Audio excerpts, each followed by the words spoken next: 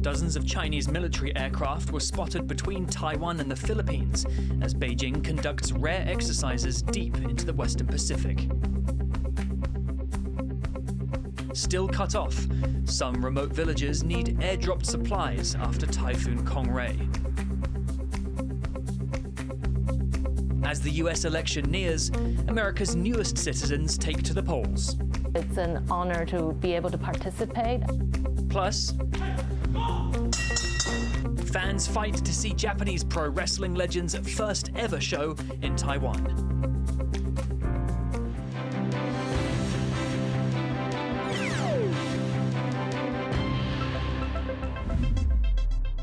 A warm welcome to TaiwanPlus News. I'm Rhys Ayers.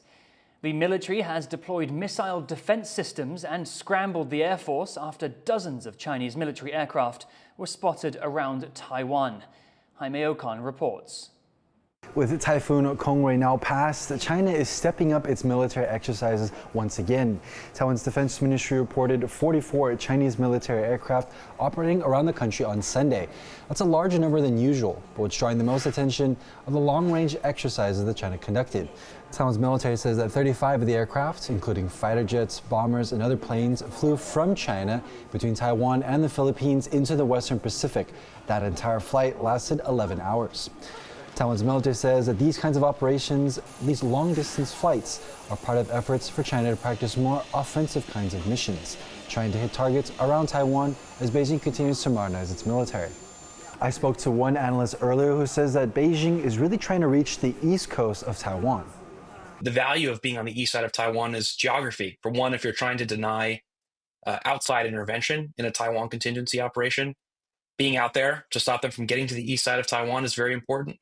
But also, there are very valuable targets on the east side of Taiwan that are protected by Taiwan's very large mountains. So if you want to hit those targets easily, best way to do it is to just go around and hit them directly. China claims Taiwan is part of its own territory and has not renounced the use of force to bring the country under its control. Taiwan's military says it deployed air and missile defense systems and scrambled its own fighter jets to monitor the situation. Observers originally thought that these exercises could be connected to the upcoming U.S. presidential elections as a show of force from Beijing. But Taiwan's military says that these exercises show the rapid rate that China's military is modernizing. Scott Huang and Jaime Ocon in Taipei for TaiwanPlus. Taiwan's President Lai Ching-te is praising the country's speed in getting a new type of air defense frigate through to its second stage of construction.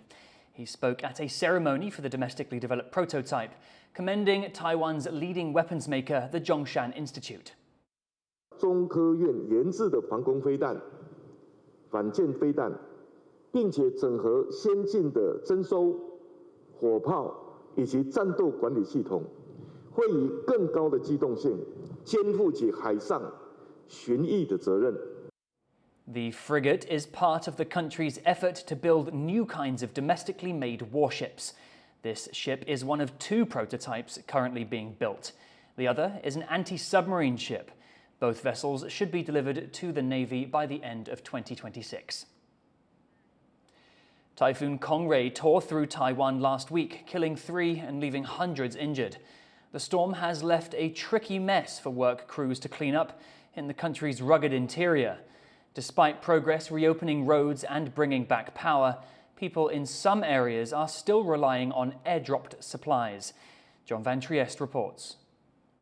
A stretch of mountain highway reopens after days of work to clear up mud, boulders, and fallen trees. Typhoon Kong-rey hit Taiwan's mountains hard, with driving rain triggering landslides that buried roads. But bit by bit, work crews have dug their way through the muck and rubble on blocked sections like this. 早上经过现场试车确认安全状况无虞之后，于今天3日中午12点开始开放便道通行。 Slowly, electricity is coming back to the mountains too, as crews repair storm damage. Still, as late as Sunday, over 1,000 households in the rugged heart of the island were still without power, and officials say there's a lot of work to be done. 主要为武林农场、福寿山区、华冈、翠峦等，重新将旧有设备移除，重新建杆、重新拉线及装置电力设备。 But in some places, recovery is still a long way off. In the mountains of eastern Taiwan's Hualien County, around 50 people are still cut off, with the only road in or out blocked by rock slides. Clearing this road is expected to be challenging, and officials aren't giving an estimate of how long it could take. On Sunday, helicopters airdropped 720 kilograms of basic supplies to stranded residents.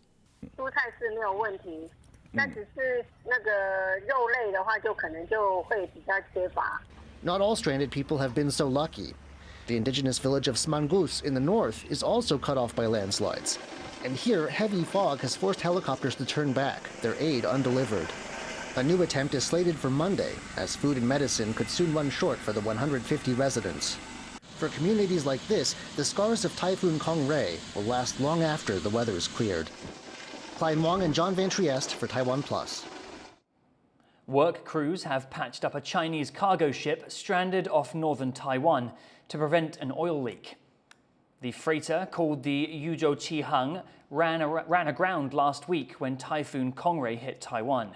The crew was safely evacuated, but the 290 tons of oil aboard caused concern for several days after, as rough seas made it impossible for workers to reach the ship. The plan is now to pump out the oil on board, unload the cargo, and then get the ship unstuck.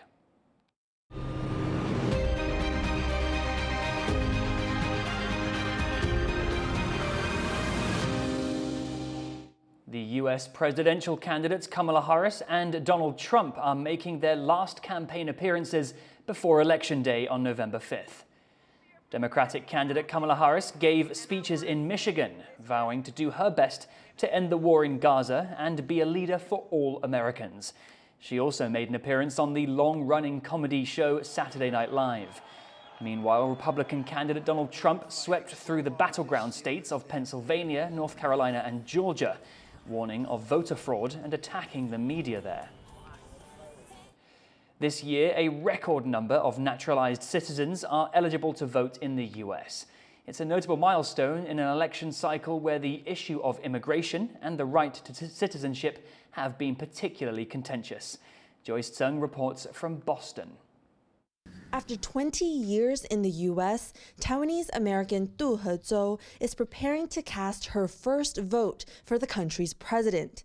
The molecular and cell biologist arrived on a student visa, and after years as a permanent resident with a green card, she only gained citizenship in 2021. Now, the new mom is excited to take part in deciding the fate of the place her family calls home. It feels like, it's good to learn, and then also it's an honor to be able to participate as well. It's not a given, right? You can vote, and I think a lot of countries, and especially we know nowadays, maybe more and more, they don't have that kind of right. Du has always been fascinated by democracy. Born in Taiwan, where self-rule is hard-won against territorial claims by authoritarian China, Du says being in the U.S. is a chance to learn from the leader of the free world. The United States is home to a fifth of the world's international migrants, its melting pot identity tied to its diverse communities.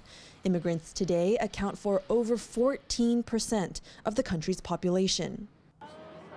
Of the roughly 244 million eligible voters this year, 1 in 10 are naturalized citizens, meaning they were born outside the U.S. That's more immigrants than ever before participating in the democratic process here, and the fastest growing group among them are the Asian Americans. Despite the changing face of U.S. voters, immigration has been a fiercely debated issue in this election. Amid a surge of illegal crossings at the country's southern border with Mexico, both Democratic candidate Kamala Harris and Republican candidate Donald Trump have taken tough stands against illegal migrants, the former president going as far as to vow mass deportation. As Trump's camp ups anti-immigrant rhetoric, Harris, the daughter of immigrants herself, has reminded voters that part of the American spirit is the earned path to citizenship. We must acknowledge we are a nation of immigrants.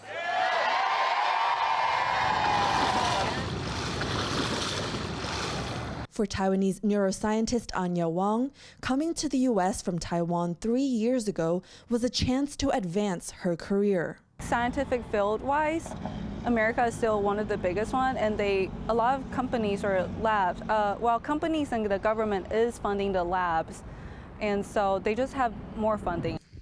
Now married and thinking about where to raise her future children, Wang hopes to become a citizen and stay in the U.S., which may prove difficult should Trump regain the presidency and continue his previous policies seeking to limit the path to citizenship. But lawyers who help immigrants like Wang say confronting the flawed system is necessary for U.S. prosperity. A case that might have taken 4 or 5 hours before it may take 15 hours now because you have to constantly go down every little rabbit hole they're going to go with you. We have gone through periods in our history where we've experienced a kind of social schizophrenia and tried to cut off the flow of the immigrants, but inevitably the door is always opened back up. Because we need those people to invigorate our economy. With Harris and Trump running one of the tightest races in history for the White House, Wang worries that anti-immigrant policies and sentiment may grow should Trump win. But those fears, she says, aren't enough to make her want to give up. I'm not just gonna okay, things are bad, bye, I'm just gonna leave. You should stay because you choose here and you were using a resource you were given here. For both Wang and Du, becoming American reflects their confidence in democracy, a system they believe is worth fighting for, knowing that the freedom to engage in public debate and cast ballots without fear are not rights to be taken for granted. Luffy Lee and Joyce Sun in Boston for TaiwanPlus. Trump has argued that China stole American manufacturing jobs, and he's pledged to steal them back. In the latest in our special series on the U.S. campaign trail, Louise Watt traveled to the crucial swing state of Pennsylvania. Thousands of steel and other jobs have disappeared there, but despite that, Trump's message is not always welcome. It hasn't been easy for retired steamfitter John Kostick to campaign for Democratic candidate Kamala Harris. In his home state of Pennsylvania, he's been playing cat and mouse with Republicans, who replace his Harris signs with her rival Donald Trump's. This old industrial state is a key battleground in the presidential elections. And Kostick says Harris would be better for workers, despite Trump's promise of bringing jobs back to the US. A vow the billionaire also made when he ran for president and won in 2016. Donald Trump, his whole candidacy is built on lies. He said he was going to help the coal miners. Did he help the coal miners? No. Coal miners still lost their jobs. This time around, Trump says he's going to steal jobs back from other countries, including China, and restore Pennsylvania, one of the nation's main manufacturing hubs, to its former glory. Throughout the 20th century, the steel industry drove parts of Pennsylvania. Here in the city of Bethlehem was once the world's second largest steel manufacturer, employing 35,000 people. But it stopped making steel 30 years ago. Since then, the city has diversified into other industries, like medical devices, pharmaceuticals, and finance. Regardless of Trump's pledge, a former mayor of Bethlehem, Don Cunningham, says it makes no sense to recreate a steel industry of more than 40 years ago. It's a romantic notion that people love to hear, because if you miss something and someone tells you you can go back to it, it's like if somebody said you go back to childhood and be in your safe space with your mom and dad. It's a nice notion, but it's not an economic strategy. So at least in my time, the major job for the carpenters was scaffolding and roofing. Wanting to preserve the industry's legacy, former steelworker Don Young leads weekly tours around the long-closed Bethlehem steel site. He worked here for 37 years and is a Republican, but he's not as passionate about the party's candidate as his wife, Barbara. She says she believes Trump will bring jobs back, something necessary for America's security. Well, my grandfathers and my uncles, my own father worked in the coal mines, very hard job. And we need to be independent. We need to be independent of China, and we need to frack and dig for our own coal. Harris, Trump's opponent, has also been campaigning in Pennsylvania, vowing to stop China undermining American workers, trying to appeal to voters in this crucial swing state, arguably the most important one for either candidate to win. Here, their promises for the future are set against the ghosts of long-gone industries, confronting questions over whether communities can move on from the past and from the present division that persists in American politics.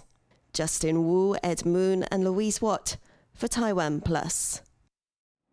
Join TaiwanPlus live on election night as we bring you coverage from Florida and Washington, D.C. Coming up after the break.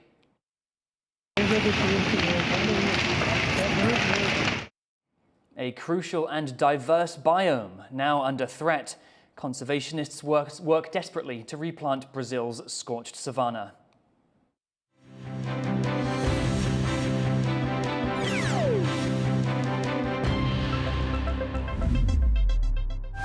A pivotal election that will impact Taiwan and the world. Will it be President Harris or President Trump? People, we are moving forward. Make America great again. I'm in the United States in the final stretch. TaiwanPlus has you covered with exclusive reports from California to Texas and Washington to Florida. We'll be there on election night as America decides. Only on TaiwanPlus.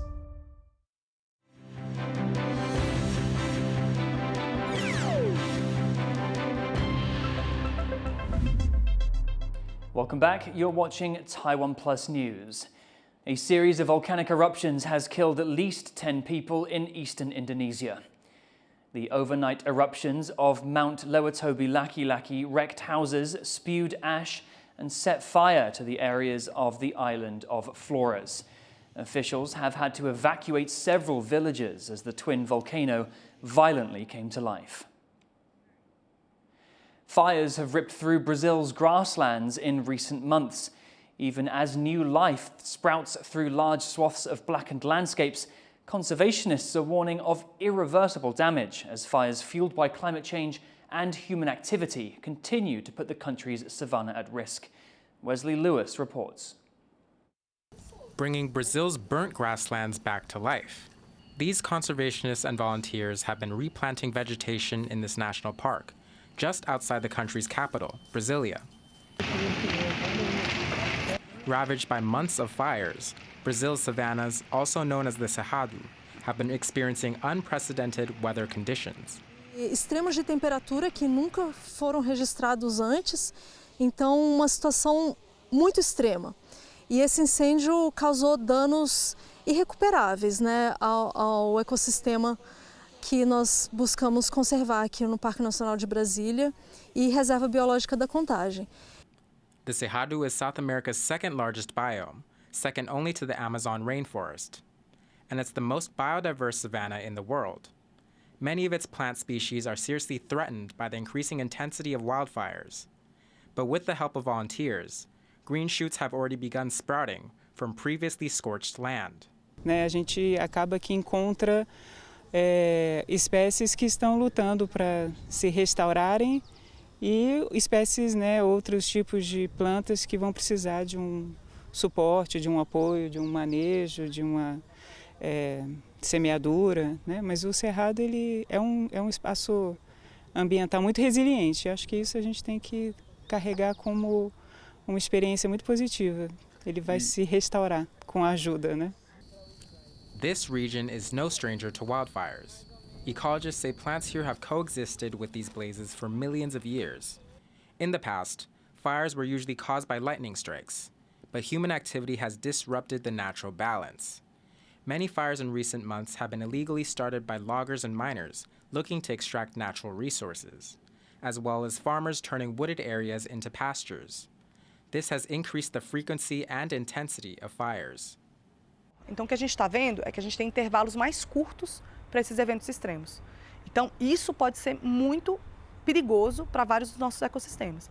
E muitos ecossistemas que são mais sensíveis ao fogo podem simplesmente não retornar após a ocorrência de um incêndio. A few months ago, the Brazilian government declared war against the blazes, vowing to protect the country's grasslands and forests. But as conservationists here in Brasilia work towards reviving this burnt savanna, they also warn that if illegal human-caused fires are left unchecked, many important ecosystems like this one may cease to exist. Howard Zhang and Wesley Lewis for TaiwanPlus. Moldova has re-elected pro-EU candidate Maia Sandu after a tight presidential runoff fraught with accusations of Russian meddling.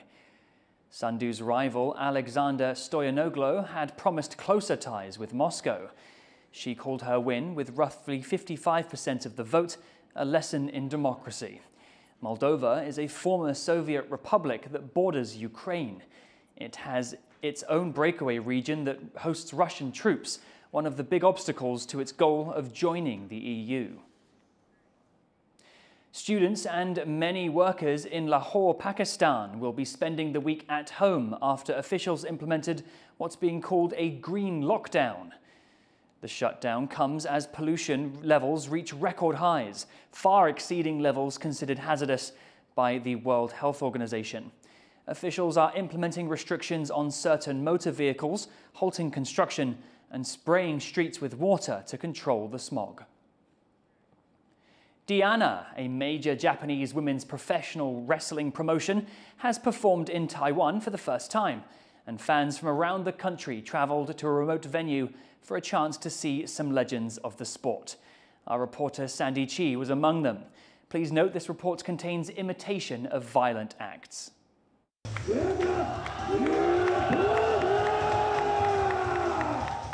In an industrial space in northern Taiwan, pro wrestling legends make history.